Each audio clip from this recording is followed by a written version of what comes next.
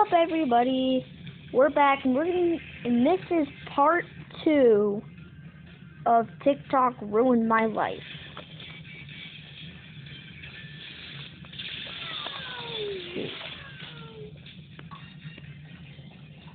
No. All right.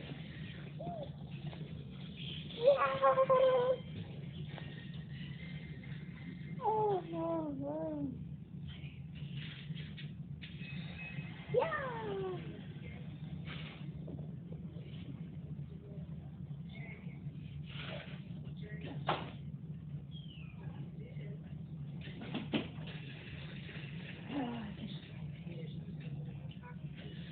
Why are you running?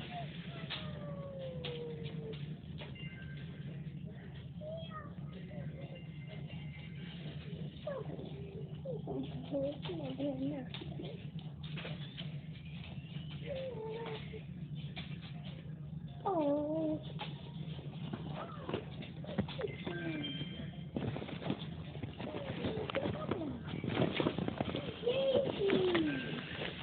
Deadline tomorrow, and your computer just crashed. It's switching time. The Chromebook that protects you from security threats online. There's a built-in virus protection. Switch to Chromebook. Before I uploaded, We're not going anywhere. Criticize it for. I dedicated my whole life to my page and went.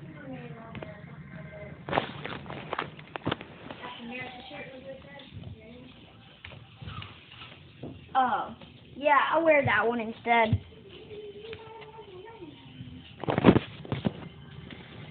Come on, Marlon, get up.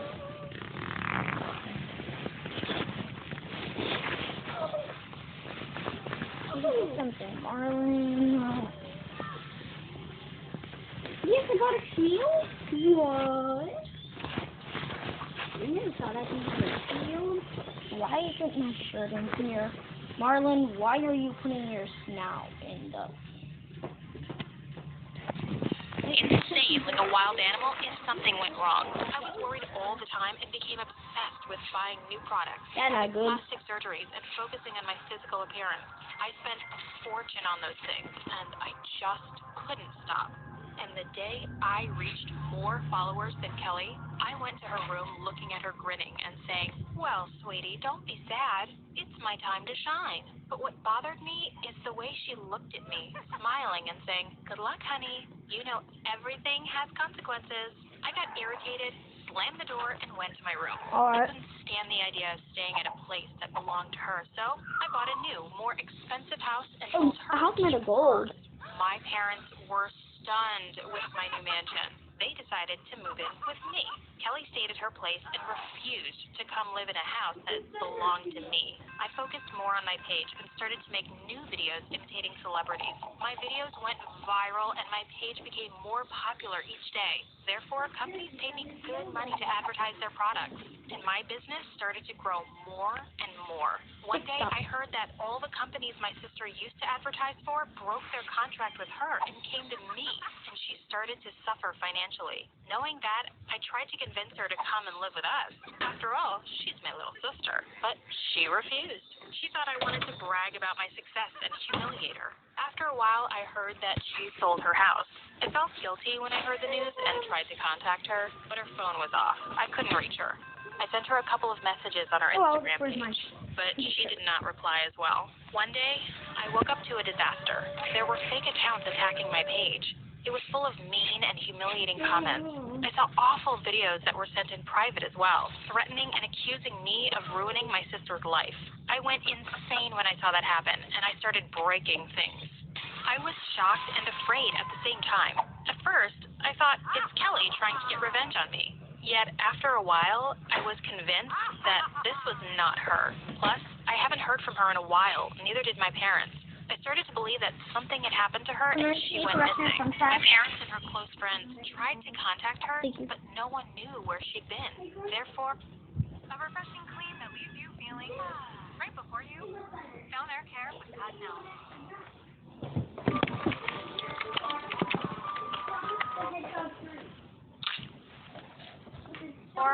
My parents and I decided to report her as missing to the police, and they launched an investigation. Weeks passed. yet they found nothing. The only thing we know is that she sold her house, paid her debt, and disappeared. I felt horrible for days. no. I kept on imagining the worst.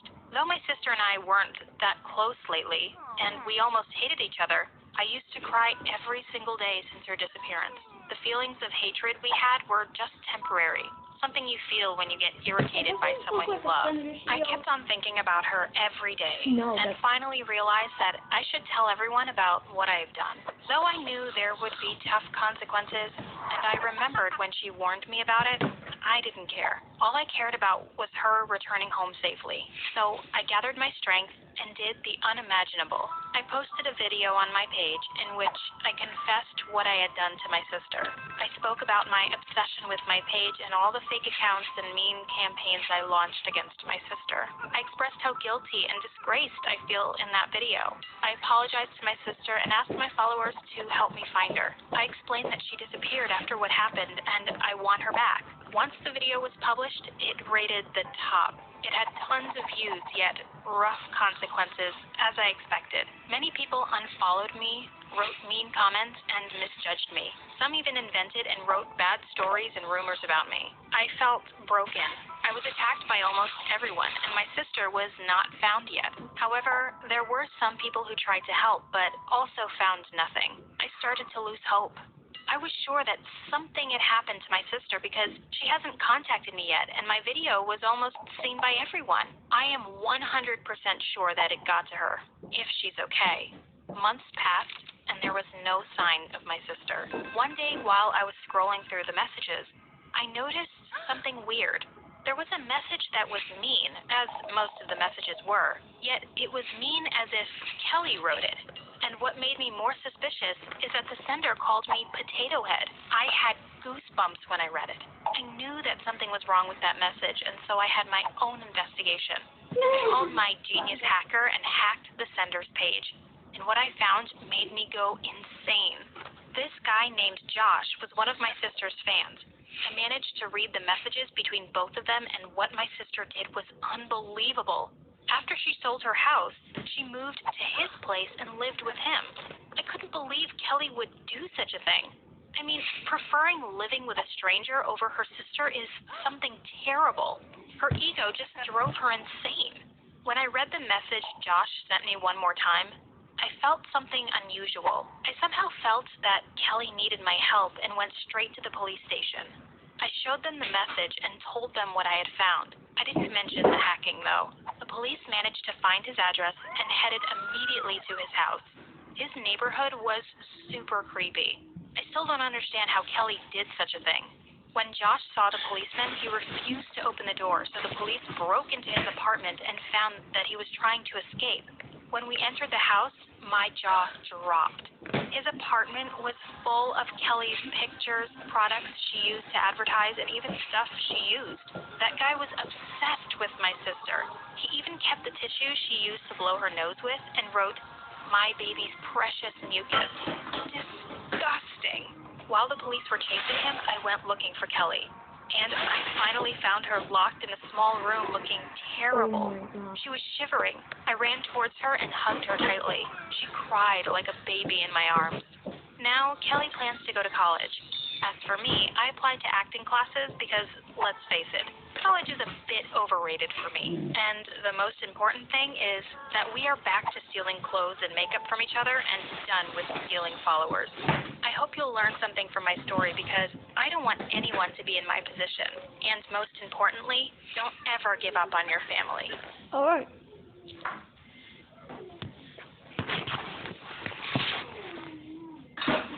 Wait, that was a short.